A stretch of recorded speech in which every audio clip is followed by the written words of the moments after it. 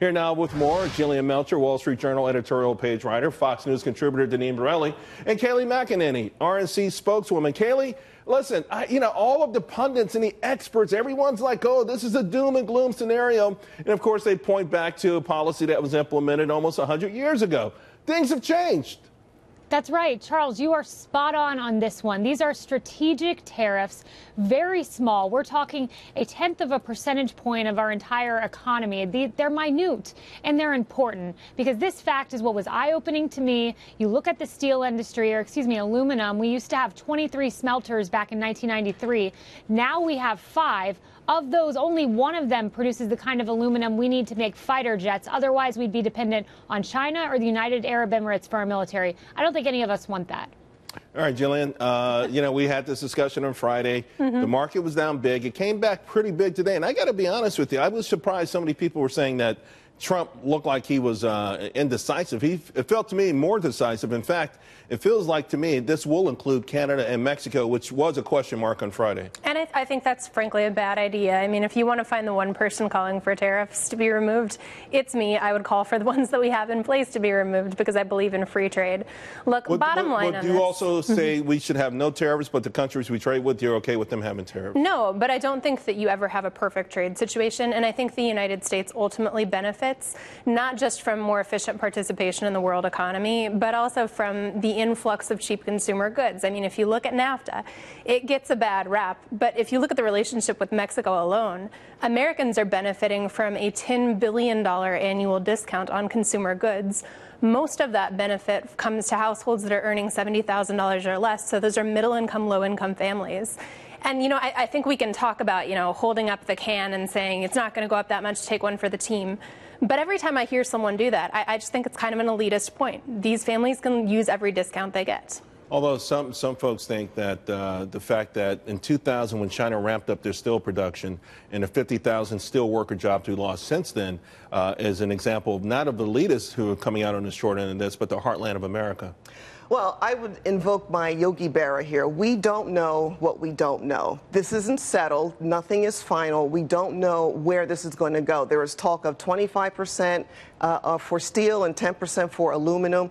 But the president, no one should be surprised that this is even in the discussion right now, because this is one of his campaign promises to put America first. And based on what we've been experiencing under the last several administrations, we have been getting the short end of the stick. And Kayleigh, again, the surprise part was a surprise to me, whoever said they were surprised. But again, I get back to the idea that, a lot of people point back to Smoot-Hawley in 1930. 20,000 items were, at the onset of the Great Depression. This is certainly a whole different time and place. We have helped to create 2 billion middle-class folks around the world, which is great. They buy American products, but it has to some degree been at the expense of our own economic growth. I'm not sure how long we can afford the luxury of having our economy in neutral, 1% growth, while China grows on average 8%. That's exactly right. Other countries are benefiting from our economy, erecting barriers for our goods while taking advantage of, the relatively low tariffs or no tariffs at all when coming into our country and selling their goods. We owe it to the factory workers around this country to do this. I can tell you, I sat across from them. I've interviewed them. They are depending on President Trump. It's why he won, because of those guys in Wisconsin and Pennsylvania who showed up. And this was endorsed by the AFL-CIO, representing 12 million workers across various unions. This is making good on a promise to the American worker. It's important. The American worker has to come first.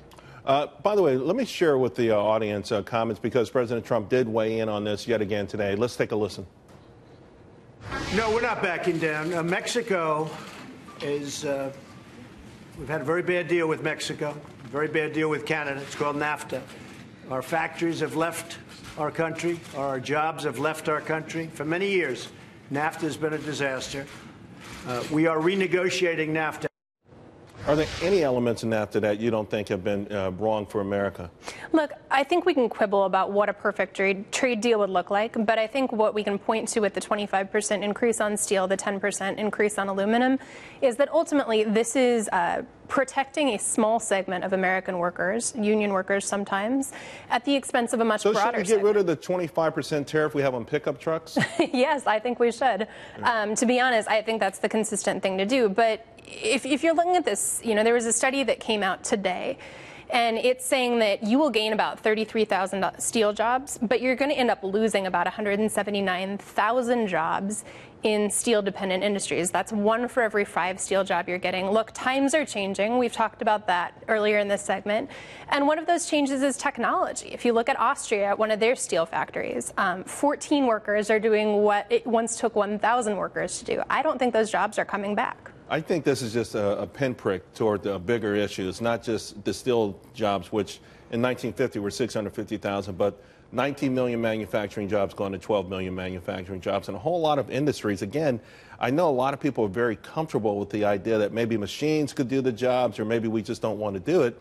But there's something wrong when our economy grows at 1% and China keeps growing at 8%, and yet they're employing the very tactics that we say don't work. Well, you talk about China. I mean, they don't care about the environment, so their output is huge when it comes to manufacturing. They also subsidize their industries. Is that fair trade when there's subsidies involved? No, how is it fair? No, but I also think, to your point about should we be doing what China's doing, you can use that argument for should we be running an authoritarian state? Should we be running a state that is heavily subsidized, that's manipulated by the government? That's not free market. I don't believe it. I'm just talking about a country that's growing rapidly but also protecting its domestic economy. What's wrong with that? Well, listen, when I mentioned the environment, I mentioned what China's doing. They are also being investigated for intellectual property misfeasance. So, there are a number of things that we are not on a level playing field when it comes to especially China and the United States. Yeah, well, we're not talking about polluting. We're not talking about making our president a dictator, Kayleigh. I think what we're saying is that something has gone wrong. If anyone doesn't think something's gone wrong, then they haven't been, they need to drive through Ohio and Pennsylvania and some of these states that went from blue to red. Also, there's a national security component to this. Yeah, I know we don't have the capabilities of making all of the metals that we need, the industrial metals we need to wage warfare, but that underscores the point to a degree, doesn't it? Absolutely, it underscores the point. When we look at the steel production worldwide, globally, and the United States is responsible for 1.5% of that, China's responsible for some 55% of that. We need to make things as a country. We need to be producing the kind of aluminum we need to make fighter jets. We need to be a country that makes goods, not that just depends on other countries to bring those goods to our shorelines. This is 100% a national security component, and I'm glad you brought that up.